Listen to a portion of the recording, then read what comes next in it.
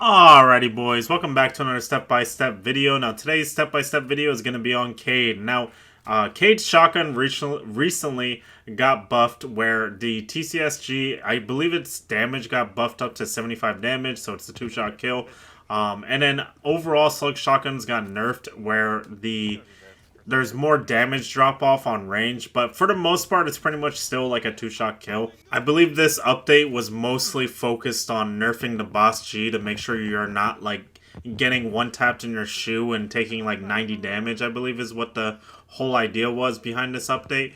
But there is one problem that I did face while making this video, is that a lot of the vast majority of the time while I was playing this gun, the way that I like to play DMRs, or just like in this example, I'm using a slug shotgun. The vast majority of the time, the way that I would try to use these weapons is that I would be trying to play some kind of pixel angle. However, the biggest problem that I noticed while I was trying to get clips for this video is that a lot of times my teammates would just get really obnoxiously aggressive. So like in this example, 4v2 position, I got 2 picks on this pixel peak on lair for people trying to push for our 6th room, right?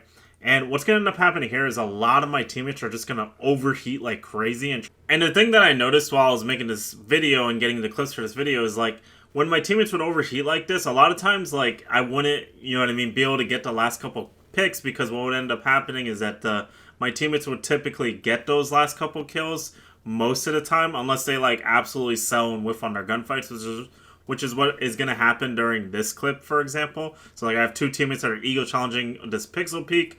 They're going to end up selling their bodies, and then I'm going to be able to get myself 2 free kills on this pixel peak right here. And I get 4 picks from this angle. This is an absolute busted angle. I absolutely recommend using it because it's absolutely free. Every single time I use it, I get free kills here, even if they know that I'm here. It's just a free kill because a lot of people aren't used to pre-firing it, so you get freebies. But long story short, the reason why I was using the holo there instead of the ACOG is because, like I said, a lot of the time my teammates would do things where like I would get like 1 or 2 picks, right? And then they would overheat and they would get super aggressive, and all of a sudden I'm 2 picks in, right? And then all of a sudden it turns into like a 1v3 position. And that's probably partially on me for, you know, playing with a lot of players that, you know, do that, where they like get super aggressive after, you know what I mean, we get a man advantage, you know. So that's probably on me, but that's what I noticed in a lot of my games is like, with the shotgun, when you're getting put into those 1v3 positions, it's very hard to like actually clutch up because you don't have that full auto gun to be able to rely on it, and you know what I mean, like make the plays happen yourself with like pre-fires, stuff like that. Because when you use the shotgun, like you got to be very accurate. I am playing on controller, so it's a little bit more awkward for that. But like right here, for example, like 3v4 position, my teammates get really aggressive. Now I kind of gotta find a way to make this map playable, and one of the things that I actually get audio for is that somebody's trying to push stock. So what I'm going to do here is I'm going to swing aggressively for stock. I'm going to end up shooting this line twice on his shoulders, and then I'm going to go ahead and injure him here. And in the clip I wasn't actually sure if I injured him, but I figured it wouldn't hurt to just nitro his last seen position side of stock, and he was actually injured, so I ended up getting myself a free kill onto him right there. Now honestly, I probably could have waited a little bit right there to see if anybody would run over to stock to try to revive him. Maybe I get another kill, but I decided to just go ahead and finish the kill to put us in a nice 3v3 position. Now right here I actually get audio once again, and also yellow pings that somebody's trying to push my lobby. So I go ahead and prone at the top of the stairs on the elevator here, and my goal here is to deny this guy walking up. Now luckily for me, he does whiff on me because, like I said, I'm on 1 HP after taking that gunfight with Lion, and I end up getting a free kill onto him. Now, once again here, I'm holding this prone angle, and the reason why I'm doing this is because since I'm 1 HP, like, I might as well be on the floor, because if they hit me, I'm going to die anyway, so I might as well make it a little bit more difficult for them. And what ends up happening there is I light up one guy in the hallway, my teammate follows up and gets the kill, and then right here, my teammate overheats, he ends up dying. Now I'm put in a 1v1 position, and these type of positions, 1v1s are okay because it's very easy to play 1v1 positions, because like in this type of position, I light him up, he goes through janitor on this little angle that I created for myself, and he's going to go ahead and go over to the CEO bomb site to try to hit a plant. And in this type of position, what you want to do is you want to slow walk up, try not to make as much audio, and then he gets this plant down. And since he's like trapped in this position here, all I gotta do is wait for him to pop up. I don't have to rush into him because it's very likely that he's thinking that I'm trying to rush him.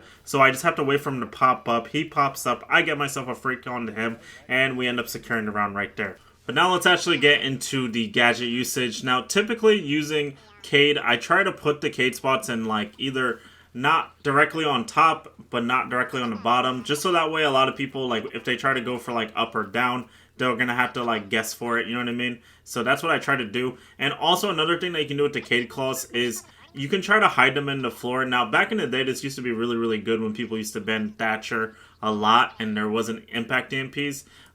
So that's one thing I would recommend doing with your Cade claws, especially if the enemy team doesn't bring any EMPs. It's really helpful for just making sure people can't get a lot of crucial walls for their push. Now, one of the things that I'm doing here, guys, once again, I'm playing the Reflex C, I want to say, or Reflex B here. And the reason why I'm playing it is because, like I said, if I get put in one of those weird 1vx's, I want a gun where I can be very versatile with it for any range. So that's why I ended up switching over to the 1x scope for a lot of my gunfights and whatnot. And right here, my teammates are giving me a call out to they're pushing Master. And so I tell my Castle that I'm going to hold his Astro here so he can just chill. If I shoot at someone, I'm going to run away. Which in theory should end up giving my Castle a free kill because they're going to think it's only one person playing over here. So then he would be able to get the free kill. Now right here I get an audio cue that somebody's on the head holes. I go ahead and check the head holes. And I pretty much just like predict his position on where he would be playing if he's directly on the head holes. And I end up getting a free one tap onto that guy on the head holes right there. And then there's going to be another guy on bookshelf right here. He ends up being really close on my doorway here. So what I'm going to do is I'm going to toss my nitro. I'm not going to detonate it. I'm just going to swing with the nitro. So that way he's forced to look at the nitro cell. And I'm going to be able to finish him off with my shotgun and get a free kill right there and secure the round. Now the main thing that I really liked about Cade in general, and I honestly like this about any operator that has some kind of utility where they can make their own rotates or make their own holes, is that one of the main things that you can do that is very powerful is create your own lines of sights that you can use to win rounds. So like right here, we're on bathroom for border, first floor bomb site, and I'm just holding the window for the hop in for up top. And if anyone did jump into this window, I would get free kills right here. However, what's going to end up happening in this round, somebody's going to jump into tellers, and I believe he's going to kill one of my teammates. However, what I'm going to be able to do is I'm going to be able to essentially look at the floor of this hole that I made earlier in the round. And the reason why you make this hole, by the way, is so that way you can, if you're playing inside the tellers and they drop the hatch and they vault the half wall, you're going to be able to kill anybody that's planting right there. But in this example, I used it to kill somebody that goes into tellers because since the DMR is 2-shot kill, it's basically free kills.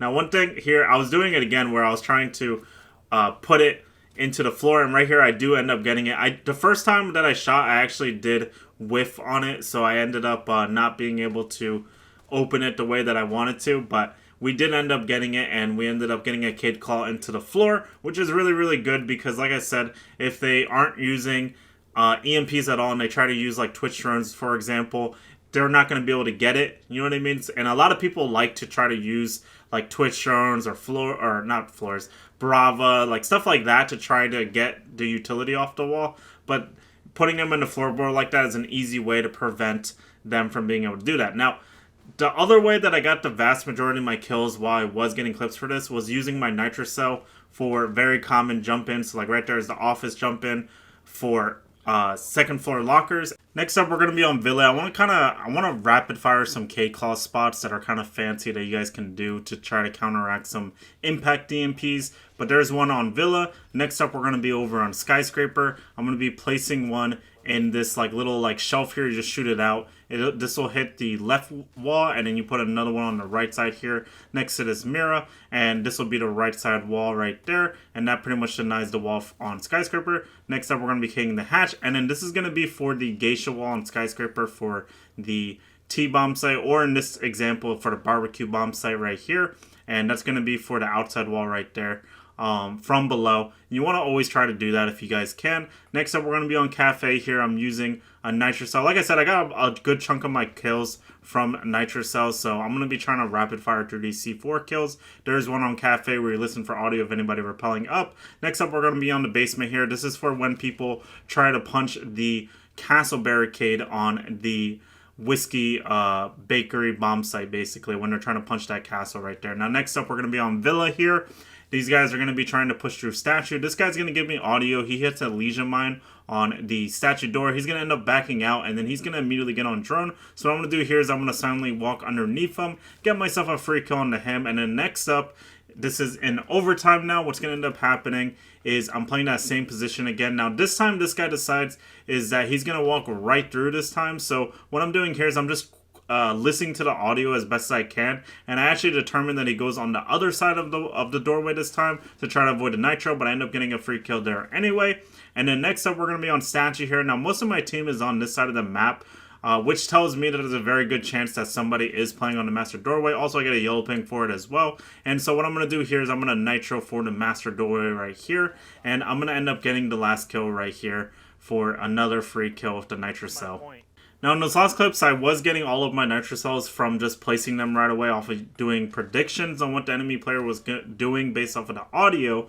And right here, the enemy team is trying to do an aqua push. So if you're understand where I'm getting at here, what we can do is, since we have another nitro cell, I'm going to go ahead and pre-place a nitro cell underneath the default plant on the double door for an aqua push right here. Now, my teammate does get a kill while he walks up to Cool Vibes, which is fantastic. That's going to end up staggering their push. Right here, I end up trying to rotate over towards Sunrise window to check to see if this guy is still on big window. He's not. He ends up rotating over to Aqua to try to set up a push for that. What's going to end up happening here is, since I have that prep nitro cell, I can play passive in this position. So I'm just going to go ahead and hold this 90 here. My teammate gives me a yellow ping for it, but what ends up happening is nobody actually pushing 90, and then they're both, for context, on this Aqua door. Right here, they push in, I get audio for it, and they toss a flash ping, which tells me that it's time to use the nitro cell, and I end up getting 2 free kills on the double door right there, and we end up securing the round right there. Now, next up here, we're going to be on Clubhouse. We're on the basement. Now, one of the top places, and probably my favorite place to actually play Cade, is actually on